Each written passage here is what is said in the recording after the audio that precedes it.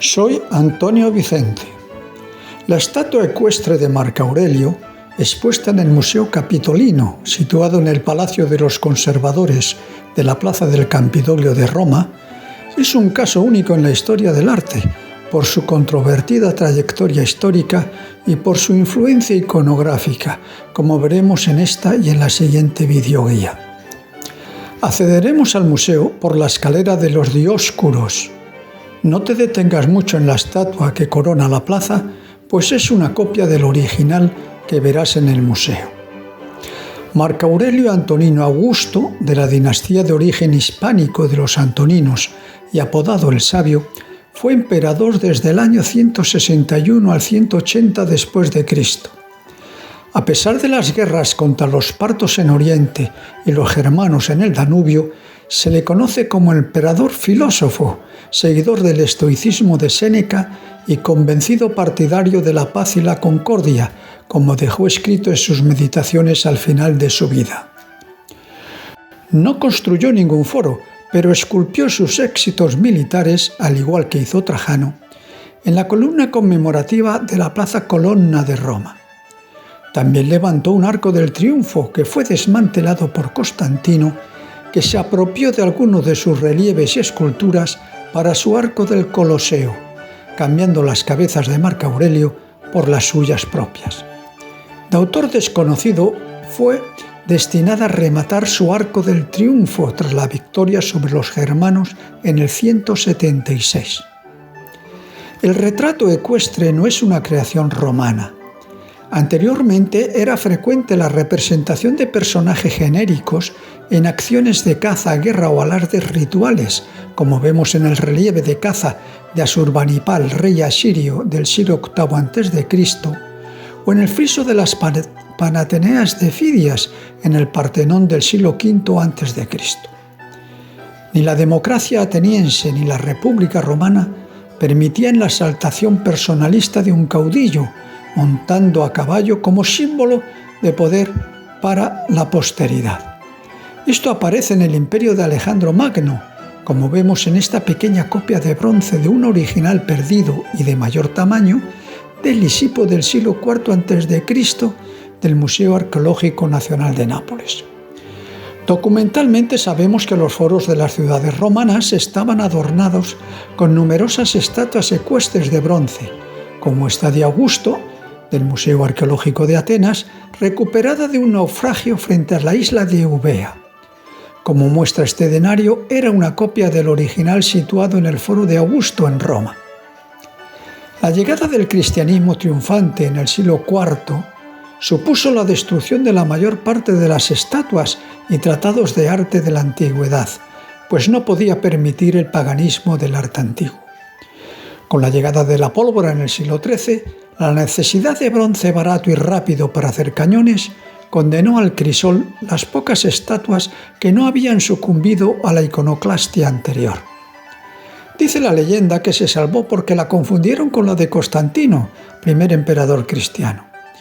Ya en el siglo XIII se deshizo el equívoco, constatando las diferencias entre ambos emperadores, como nos muestran estos relieves del Arco del Triunfo de Marco Aurelio, conservados durante la Edad Media en la iglesia de Santa Martina y que puedes ver en el Museo Capitolino, y las cabezas de Constantino que sustituyen a las de Marco Aurelio en su arco del Coloseo.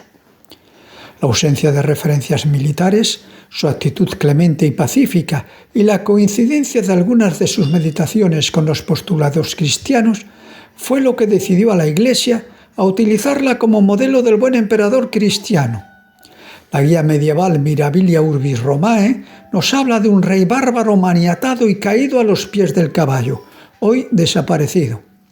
Aunque la numismática ofrece pruebas de estatuas semejantes con los vencidos a sus pies, fue la Iglesia, consciente de que la estatua correspondía al pagano Marco Aurelio y no a Constantino, quien la cristianizó con la imagen del bárbaro vencido como trasunto del paganismo y el pecado, pues como vemos, la pata exonerada del caballo no necesita apoyo alguno para mantenerse alzada.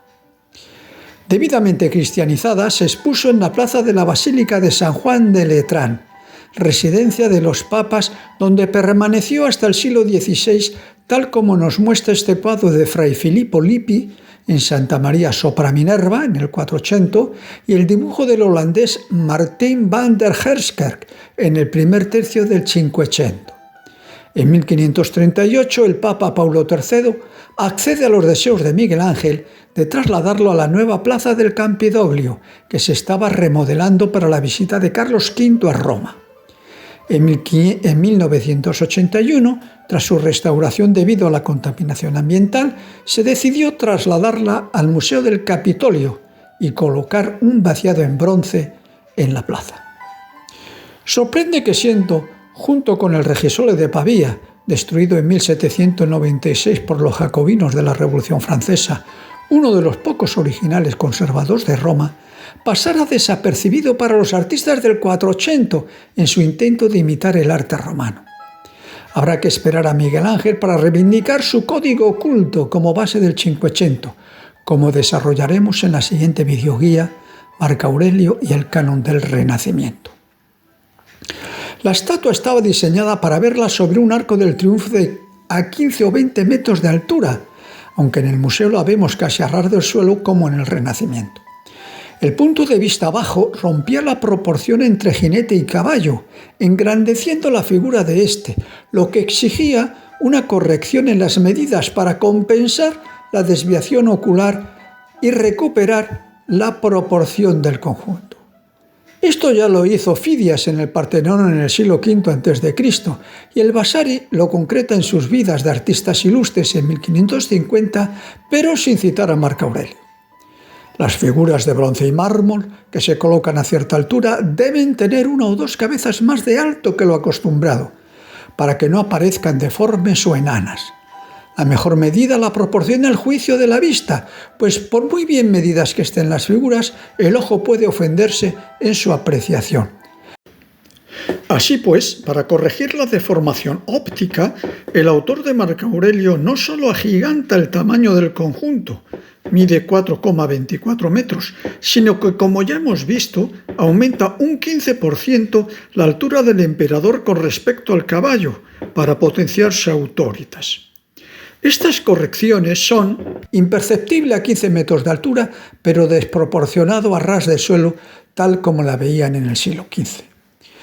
Marco Aurelio levanta el brazo derecho, aprovechando la fíbula que sujeta la capa, en gesto propio de los emperadores antes de iniciar la adlocutio, arenga a las tropas, como vemos en el Augusto Prima Porta descubierto en 1873 en la villa de Libia y copia en mármol de un bronce perdido.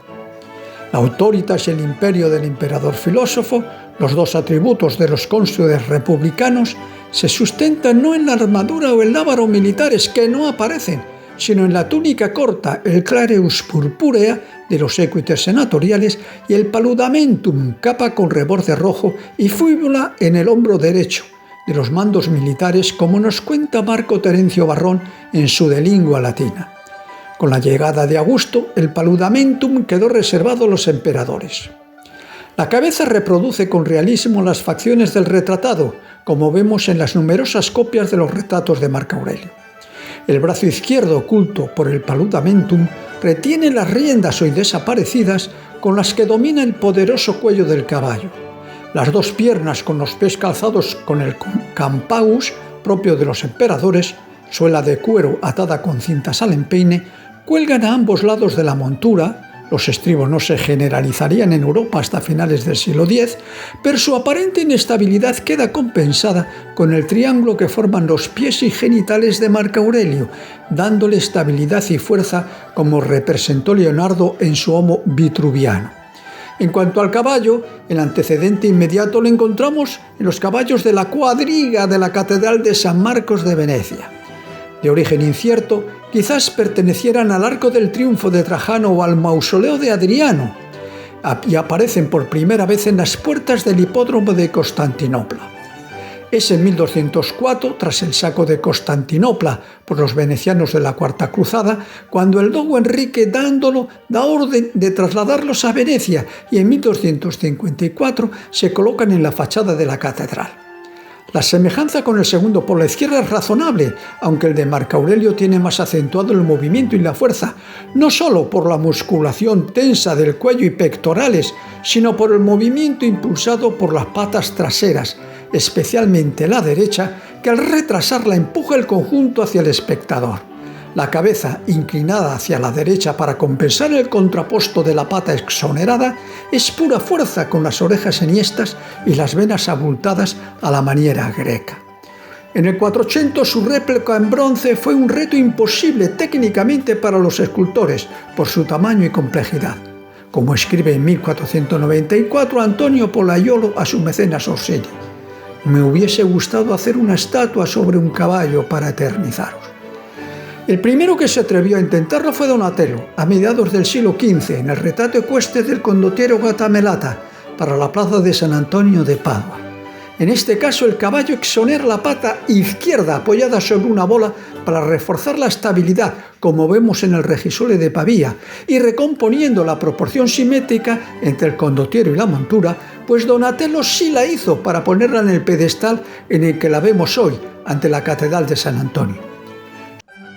Su discípulo Verrocchio retoma, como su maestro, la iconografía del Regisole en la estatua del condottiero Coleone de Venecia, poniendo de manifiesto el olvido de esta estatua por los artistas del Renacimiento.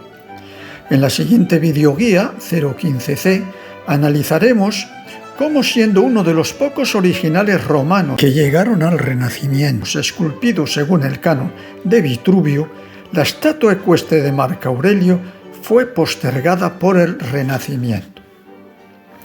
Paradójicamente, es a partir del barroco cuando la estatua se convierte en modelo iconográfico de un buen número de retratos repartidos por todas las épocas y lugares del mundo, como puedes ver en estos ejemplos. Si estás dentro del Museo Capitolino, aprovecha para disfrutar del magnífico fondo artístico que te ofrece.